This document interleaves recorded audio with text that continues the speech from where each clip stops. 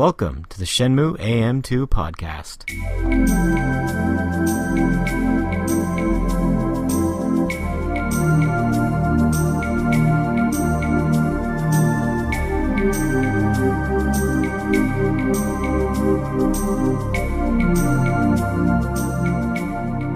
Welcome back to another episode of the Shenmue AM2 podcast. We're your hosts, Andrew. And Matt. And this is episode 6, a landmark episode. It's the one we're doing after 5. It'll never happen again. Welcome to the first ever episode 6. The last ever episode 6, too. Yeah, that's true.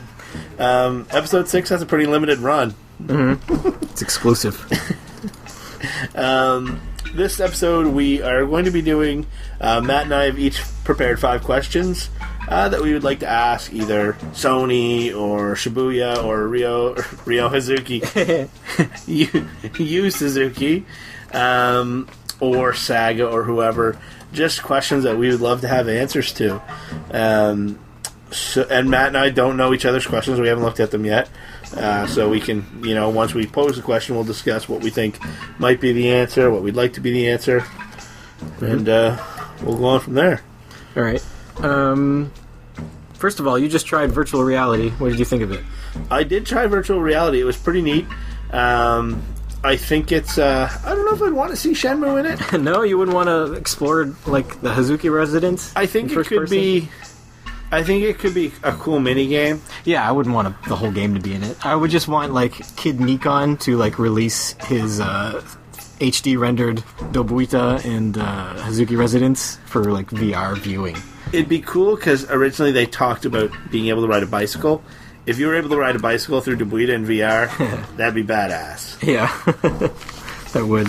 What do you have for question 1 that you would ask, and who would you ask it to? I guess this one would have to go to Yu Suzuki or one of his team. I want to know where exactly did they go for their location scouting. I want a list of papers of all the places they went so I can go there too. Now, are you talking about for Shenmue 3 or Shenmue 1 and 2 has already happened? Everything. Everything? Mostly Shenmue 1, but I'd like to go everywhere that they've gone. Because the scenery in the game is very beautiful. It's one of my favorite things about it. So I want to experience it in real life. Same. I think, yeah, that'd be fun. Obviously they went to Dobuita Street for Dobuita Street, but maybe there's specific corners that they looked at that they tried to incorporate into their video game version, and just things that stood out to them. I'd like to see their production photos or their location scouting photos. Go to Bayou Village. Yeah, that one, if you ever look that up, or a village like it, it's really, really beautiful. Mountainous area in China. There's it's like a frozen food company or something, and they make packaged foods, and one of them is called the Wan Chai Ferry. Oh, nice. And in the commercial they show going down a river, and it looks like it's Bayou Village, and I thought it was funny because it's called the Wan Chai Ferry. Mm-hmm. Anything you want to add to that question? No, I just basically want to know where they went so I can go there too. My first question would be to Mr. Suzuki-san, I guess. In transitioning from Shenmue Online to Shenmue 3, how has the story been affected, and how has the overall story arc for Ryo changed? And will we still see the same end result that he initially had in mind? Do you think Shenmue Online may have influenced the story to go in weird, wacky directions? I think so. Everybody firing Kamehamehas everywhere? Well, anyone that's seen the trailer for Shenmue Online, and if you haven't, look it up, it's interesting. Yeah. Everyone fires Kamehamehas.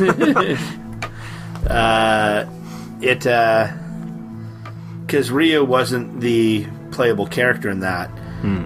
Obviously, whatever you're doing is pushing his story arc along. Is it? Did they confirm that? Is he in it a lot? Well, it must. I'm assuming. Or was Shenmue Online a side story? Kind of like... I'm trying to think of a comparable game. Like Resident Evil Dead Aim in the Resident Evil universe. Yeah, maybe. I would just like to see... Obviously, this is his dream and his idea. If he had to change it. I think the end goal would still be the same. Yeah. I think he said before that he has had to change it just because he's had to condense chapters. Like, even for the second game, I'm pretty sure. I don't know if that was ever intended to be like 3 chapters in one game. And I'm wondering if the stretch goals not being, 11 million. I think that was a lofty goal. Yeah. But are those affecting his? Because keep in mind, the original Kickstarter was only $2 million, and they didn't have all these stretch goals at the start. They didn't have a stretch goal of $11 million. So I don't know. I would just love to pick his brain over it. Yeah. Anything you want to add to that one? Nope. What's your next one? This one's related to Zhu Ying, who's one of my favorite characters. Again, the Chinese names are throwing me, but I'm pretty sure I'm talking about the right person. Zhu Ying, a.k.a. Li Xiaotao, a.k.a. the girl martial arts master in the blue dress, right? Yes. Okay. Just wanted to make sure. Manmo Temple? Yeah. Yeah, she's one of my favorite characters, and, I think they did a poll during the Kickstarter, and she was way down on popularity. Nobody voted for her. I don't know why, because I love her. But I wanted to know, we get those flashbacks in the second game, I believe, with her brother.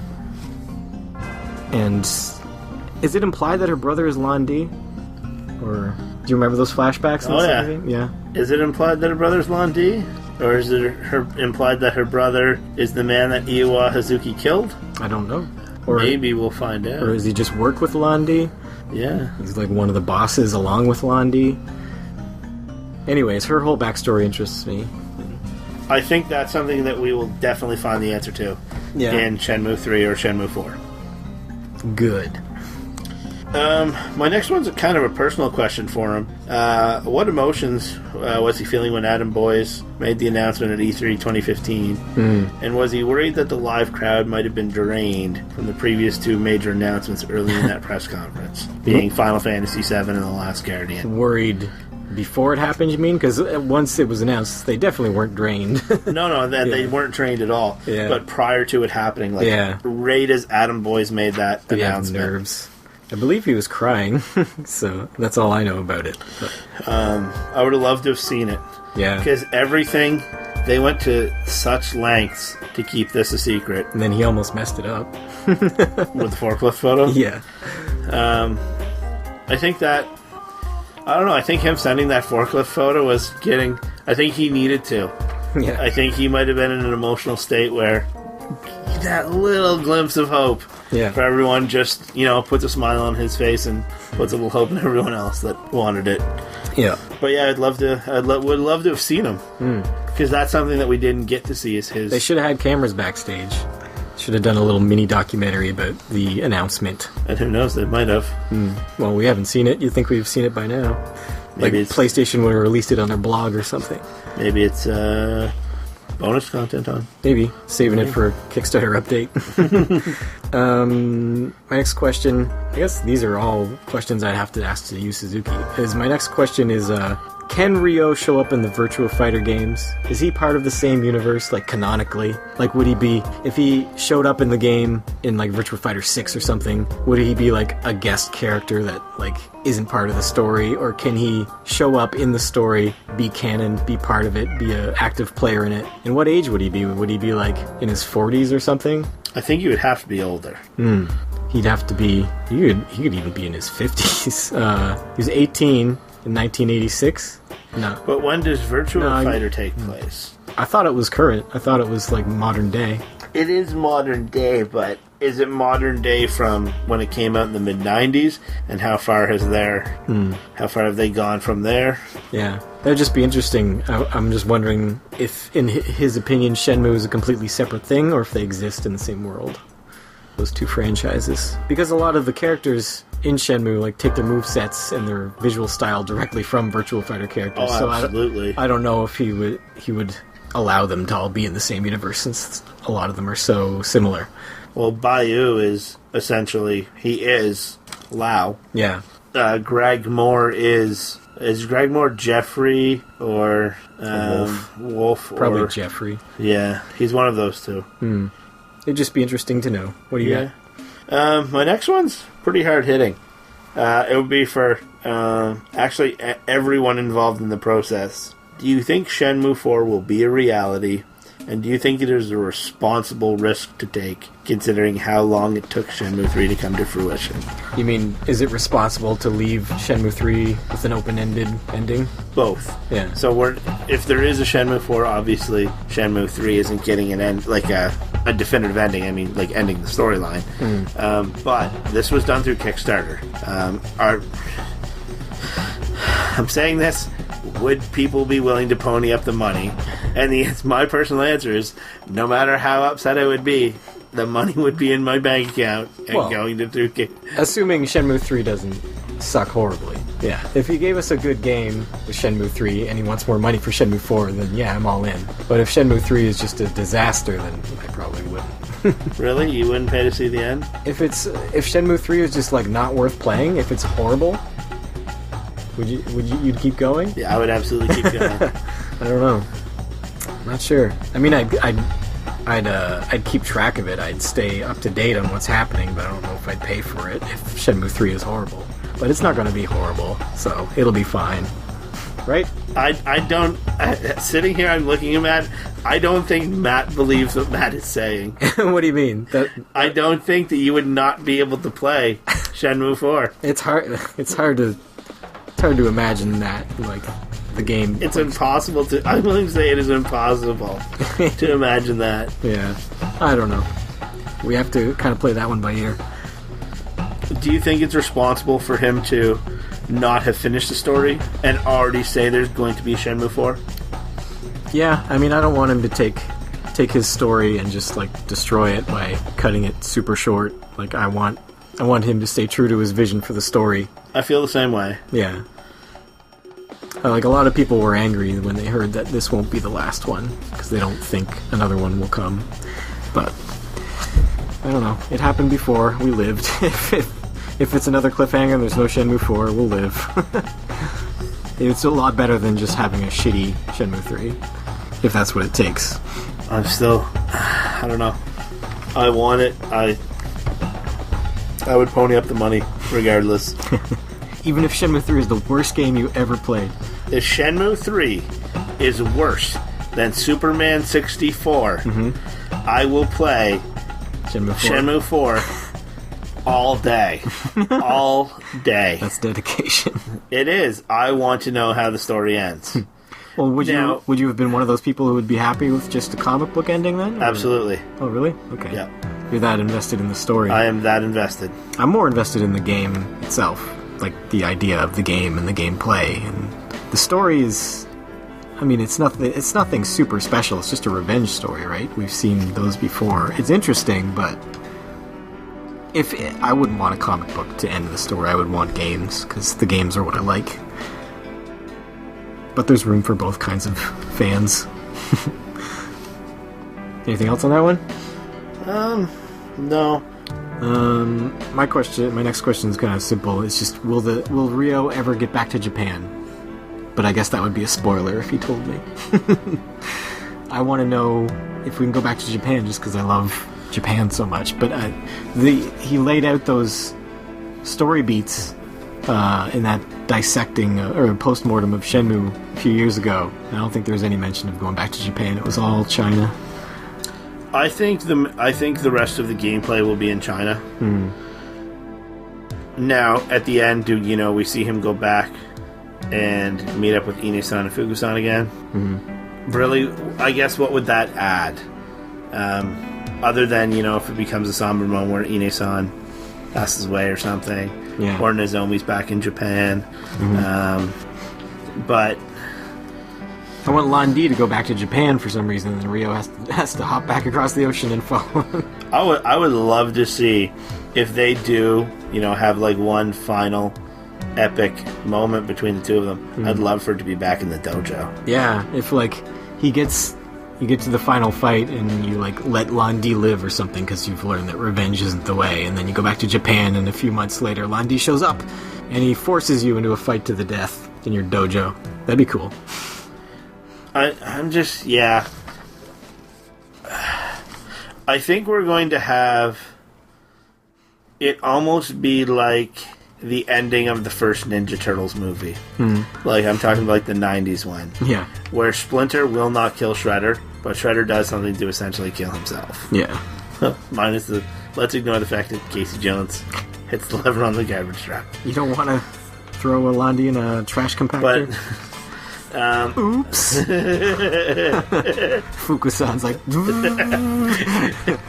The similarities between Fukusan and Casey Jones, I see them. Actually, it'd probably be Goro. He'd probably fit better. Oops. The music, it's really, the scene's super dark, but they're playing that honky tonk music for him. Goro, no. Yeah, I wanted to come back to Japan as well. Yeah, that's a question I'd love to see the answer to. But again, it would spoil things, so maybe I shouldn't ever ask that one if given the opportunity. Would you want the stories to be spoiled, though? Would you care about a spoiler? I don't think I'd care if I learned about that one. If he just said, yeah, Ray will go back to Japan, I'd be like, sweet! He could say it in the broadest terms possible, though. Oh yeah, he goes back to Japan. After the credits. He opens some sort of 50s style barber shop with Goro. Who knows? Yeah, he finally cuts off that mullet of his. Do you want to add anything more to that? No. My next one would be, again, this one could be to all parties involved, mainly Yu Suzuki and Sega. Were there ever any times since Shenmue 2 was released that you had a legitimate opportunity to make Shenmue 3? Where you were this close and something happened and it fell through. It fell through. The bottom fell of the peach basket. Yeah. Anyone in Canada will get that reference. He'll need the basket back, need though. Those baskets back. Yeah, I would love to know if there was ever a moment. Because keep in mind, they Shenmue Online was nearly finished, and Shenmue City, or Shenmue Guy, yeah, that got released, whatever that was. Yeah. And obviously, you know, Saga's willing to, have merchandising licenses for clothing and stuff, and to Ryo be in other games. But I just want to know if there was ever any moments in these, 16 years or 14 years or whatever it was, if, they were this close to an E3 announcement, or this close to a Tokyo Game Show, and just... Yeah, that'd be interesting too, yeah. I'd love to know all the behind the scenes stuff. I would love to. Just be on a fly on the wall in their office right now. Speaking of which, my next question is, I guess I'd ask it to both Yu Suzuki and Sega, and I'd ask Yu Suzuki, if given free reign, how many games would Shenmue be? Would it be 16? Would it be 16 games? Is that what you want? And I'd ask Sega, what's the maximum amount of games you were going to make him, or allow him to have? I think that's a really interesting question, because we also need to look at that as this originated on the Saturn. Yeah. How many obviously, Sega would have looked at this and hey, the Saturn's nearing its product lifecycle end. It would need to transition to the next console, but how many games would this have been on the Saturn? Yeah, well, I mean, they got right into Shenmue 2. We've seen the footage of Ren. So. That's the thing. In that footage, where they do show Ren, is that one game. That could have been multiple games. Could have been, yeah. Right? This could have been, a monthly or bi-monthly, here, a subscription. Here's your disc. We have no idea what format that could have been, but it would have had to have been big. Yeah. I'm glad they didn't release it on the Saturn. I mean, it looked impressive for a Saturn game, but the Dreamcast is really where it needed to be. Absolutely, but yeah, as a Saturn game, when you compare that to anything that's on PlayStation, yeah, it did. Well, I mean, even on Dreamcast, comparing it to PlayStation 2 games, I don't think anything on PlayStation 2 looked as good as Shenmue. Really? I don't think so. Metal Gear Solid? Yeah. Which one? 3? No, 3 or 2? 3 or 2. No. I thought Shenmue looked impressive right up till 360 era. I was like, man, this game still looks great. Like, and it's 6 years old at this point or whatever. When I was thinking that. I don't have any problem playing it today. Especially Shenmue 1. I think Shenmue 1 looks a little bit better than Shenmue 2. Yeah. Graphics wise, I don't want to use the term dated, but I don't know. It's not up to par, I think, with some, PS2 games. But overall, as a video game, I don't think there was a lot on PS2 that touched it. No, in terms of scope of depth, I guess, or like everything it encompassed. Like, obviously, Grand Theft Auto was a bigger world, but it was a big empty world. Exactly, and we're still seeing big empty worlds today. So that was your last question, was it? Yep. My last one would be, do you plan on doing any more side stories or side story comics? Because I had forgotten about the side story comic. Well, I didn't forget about the chapter 2, we'll say, as they do air quotes, of the boat going from Japan to China. That is chapter 2 of the story. And I don't think we necessarily needed to see that in gameplay. I think the comic is fine. But there's those 3 other comics as well. Which ones? There's a side story between, is it Guizhang and Joy? Oh, right, yeah. There's one between... Where were they released? Xbox. So if you take certain photos... Oh, yeah. I remember if you take certain photos during the camera thing, you get those comics. So I'm wondering if they will do, not necessarily even in comic form, but do we need to see all of the chapters? Are there transitionary chapters like chapter 2 where we could skip it and, not necessarily miss anything that has a major contribution to the story? Yeah.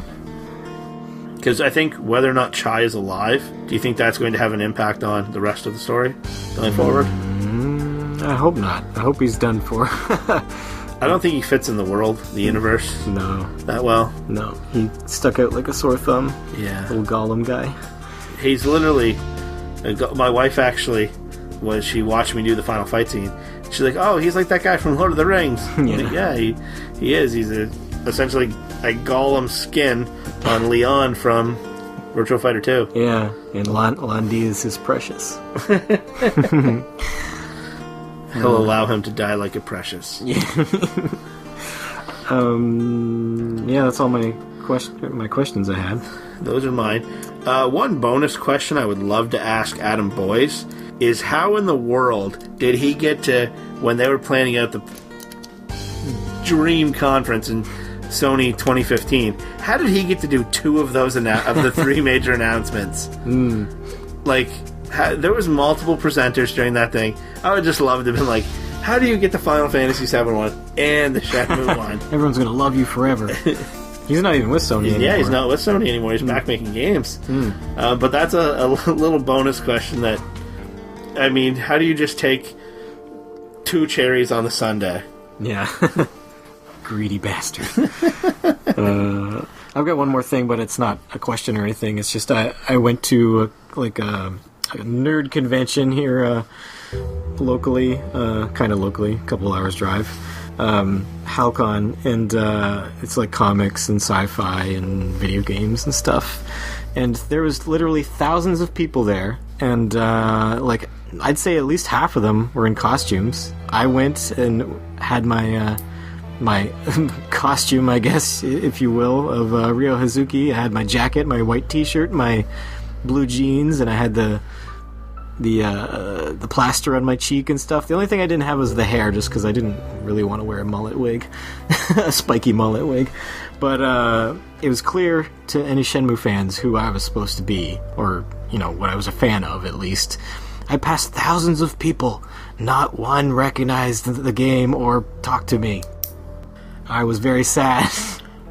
Okay, so I'm not sure if Matt knows this, but I had a couple buddies that went to Halcon. Oh, really? Yes, so I'm just looking through my phone here, trying to find it. Somebody snap a candid photo of me? No. Oh. So Matt and I had a conversation. I think I had asked him if anyone recognized him or something. And Matt said, thousands of people passed me this weekend. Not one asked me about Shenmue. Andrew Letson, you're my only Shenmue pal. Yeah. And I replied with the meme of Millhouse. I thought I was the only one. So this is what it feels like when doves cry. So I screenshotted that conversation and sent it to my friend Tim, who was at Halcon. Who knows what Shenmue is. Who knows what Shenmue is and makes fun of it a lot, but he's also the guy that I get convinced to donate. Mm-hmm. And I had sent my other friend a picture of Matt in the costume, and I said, if you see this guy, ask him about the 4 do. And then when I sent this screenshot to my friend Tim, him and my friend Jeff obviously must have talked about whatever. Mm-hmm. And Tim replied with, I didn't see anyone dressed as a forklift. What the fuck? I look nothing like a forklift. Yeah, I laughed so hard. I didn't see anyone dressed as a forklift. Or they could have said sailor. It's the two things that Shenmue is known for. Sailors and forklifts. I actually, while you're sharing that story, I'll share mine. I work in the insurance industry, and I teach courses about insurance. And part of what I do with the courses is I have to make a midterm. And for one of the courses I taught a couple semesters ago, I was reusing the midterm, and I was just proofreading it to make sure there wasn't any mistakes on it or anything. And I had totally forgotten the application question about looking at the functions of business and how it affects underwriting, that the company name in the question I named it Jupiter's Jackets. And I bet nobody noticed. If any of my students notice, 100%. 100%. Automatic pass. Automatic pass. That is crazy, though, how I was around so many nerds specifically, and nobody noticed.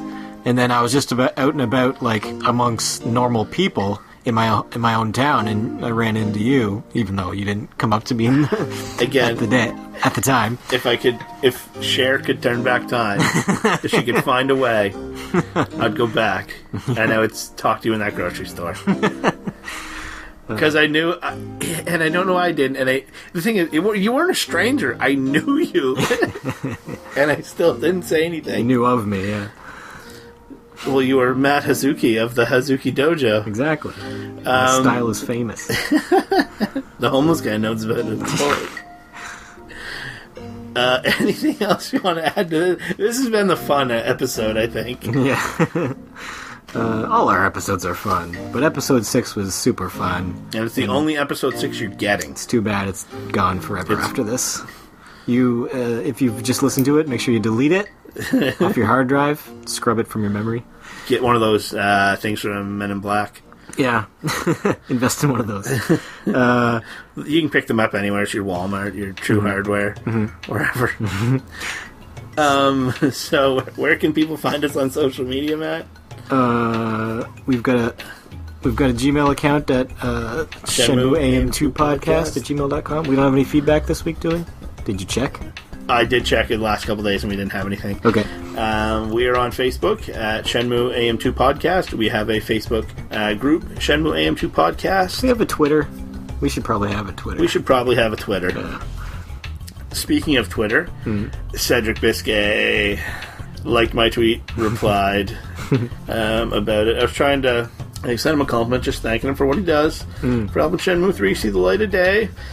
And he replied saying, thanks for the kind words. And then I replied, hey, keep up the good work. Hoping for a taste of something at PSX. He liked that tweet, but he did not reply. Very cryptic. My lips are sealed. So that's, I think that's it for this week. We want to thank our sponsor, Water Dragon. And Water Dragon 2. Way, way better than Jupiter's Jackets. I think there's going to be a beef between them. Yeah, I think we just started a lawsuit of some sort. I hope we're not involved. Like an East Coast, West Coast thing on Debuita Street. Lives are going to be lost because of us on Debuita Street. The mean streets of Debuita. There's bloody jackets everywhere. A 70-man bloody jacket battle royal. All right, thanks everyone. Bye. Bye.